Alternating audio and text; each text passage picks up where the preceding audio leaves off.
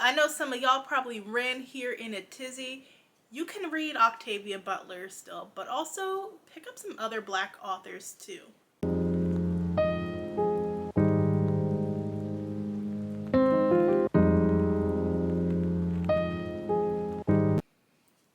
Hi everyone, my name is Vina, aka Miss WOC Reader, and welcome back to my channel. If you are new here, or even if you've been here before and just need a little reminder, I write and I read. I especially try to promote Black books on this channel, and I'm very passionate about fantasy because that is a space that I love.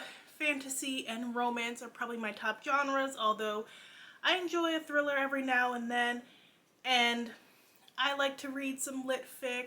I like to read a little bit of mystery, but I would say fantasy is definitely one of my top genres that I prioritize. I cannot go a month without reading one, and as somebody who does try to read a lot of Black fantasy, it can be a very lonely space because I find myself often reading books that I don't really see other people reading and talking about. And I'm not talking about just like the mainstream readers, like the mainstream content creators.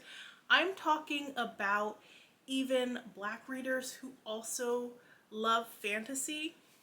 I often end up picking up books that don't get a lot of publisher hype in the traditional publishing space, and I want them to succeed, not only as just a lover of stories, but as somebody who also wants to be in that space. And people are always like, we don't have this, we don't have that, there's nobody out there. And while I've read my fair share of bad books, and I definitely think we need a more variety of stories, like we need to also support what's coming out so that we can see more in the future. For the past few months, I've noticed since the election a lot of people picking up Parable of the Sower by Octavia Butler. Great book. People do overhype it a little bit, I feel like, because I see so many people like, oh my gosh, she is a visionary. How did she know this was going to happen at this time? And I'm like, well, it's history repeating itself. So she was writing about what was happening during the Reagan era, and again, because history repeats itself, here comes the Republican Party again with the same Make America Great slogan, following the same blueprint that they've been following for decades at this point. And while it is great and I love seeing our Black authors, our Black classic authors get attention, I hate that it seems lately like they're the only ones getting attention, with a few people in literary fiction getting sprinkled in. And there's nothing wrong with lit fic. I am known to enjoy a good lit fic here and there. Sometimes I find that it reads very samey because there's like a lot of beats that it likes to hit. There's certain topics where if you talk about them in a book, you're more likely to get critical acclaim. And this has been on my mind a lot lately because a couple of weeks ago I went into a bookstore. I'm not going to say which one it was, just that it was in the Philadelphia area. I was like passing through while visiting a friend, and I went to this bookstore and I was trying to find something, anything different that I was interested in paying full price for, because I'm a bargain girly. So if I go into a bookstore, I know I'm going to have to pay full price. I want something different that I don't just want to borrow from the library, or I want something that I might not have heard of. And everything in that particular bookstore was heavily curated, which is something I've noticed with various Black-owned bookstores. Like, I can get into a whole conversation about that in a different video, but I was looking for some Black SFF and I didn't really see any. The only one that I was able to find in this bookstore that was already very focused on classic literature and high literature was Octavia Butler. But I'm like, she's not the only prolific author that we have. I know she's the face of Black speculative fiction, but we have other authors doing amazing work in that space. And whenever we talk about Black fantasy or sci-fi, I feel like people only only include YA authors, and I understand why, because YA is very highly visible of an age category. It gets a lot more attention online. The publishers promote YA more versus the adult space. So a lot of times when people are looking for Black books, those are the first to come up because they're seen as more accessible too. With Black SFF, I find that people think it's not as accessible because some books can be denser than others. But I truly feel there's something in this space for everyone. And I've been on my own journey to find the books that I enjoy. So I've been picking up a variety of different books, seeing if I like or dislike an author. I think that even when we have authors who do get critical acclaim and attention, like P. Djeli Clark, for example, why am I not seeing his books everywhere? Why am I not hearing his name everywhere? Because I've been into multiple Black-owned bookstores and I have not seen his books on the shelf. I have not even seen an SFF shelf in these spaces. And I'm like, we are making strides, and people say they want these stories. I always hear people say, we want more fantasy stories on the big screen. We want more sci-fi stories on the big screen. Well, if we want more stories on the big screen, these studios, they want to see a built-in audience already because they don't want to take too much of a risk. So a lot of writers in Hollywood are being told, you know, go write a book and come back with an audience so that we can consider it. Well, they write a fantasy or a sci-fi book and it's not really getting a fandom in comparison to its white or even Asian counterparts. People aren't supporting on the same level. One thing I noticed with a lot of Black book reviewers or content creators or whatever you want to call them is that I was seeing a lot of people saying, I don't want to read these heavily racial traumatized stories, which is fine. I'm also one of those people who said it, like, after it gets exhausting just like reading so many of them back to back.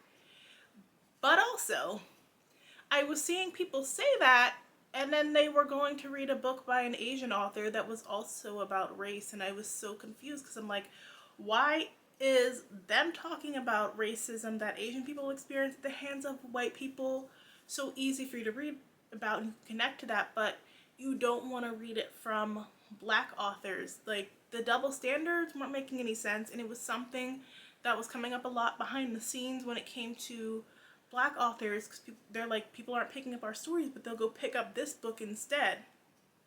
And I really feel for them, not just as somebody who's trying to be in that space, but as a reader, because some of these books are good and they're getting overlooked, and they're no different than some of the other books that are popular. Like, people would rather read a white author writing an allegory to racism than actually read a Black book where there's blatant racism. But they're taking Black people's stories and putting them into their books and just switching it up and making it like, instead of Black people, it's like an alien race or something, which is something that's always irked me. Because I will see books that are like, I'm like, this is the civil rights era, but with pretty white people, or pretty white-coded people.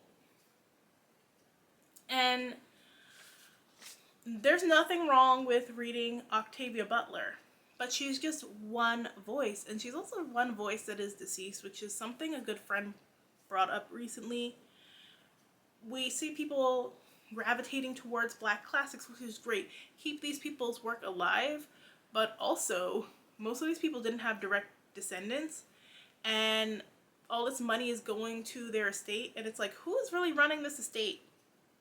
And we have Black authors who are alive and well and struggling to make ends meet when they have great stories that we could be supporting.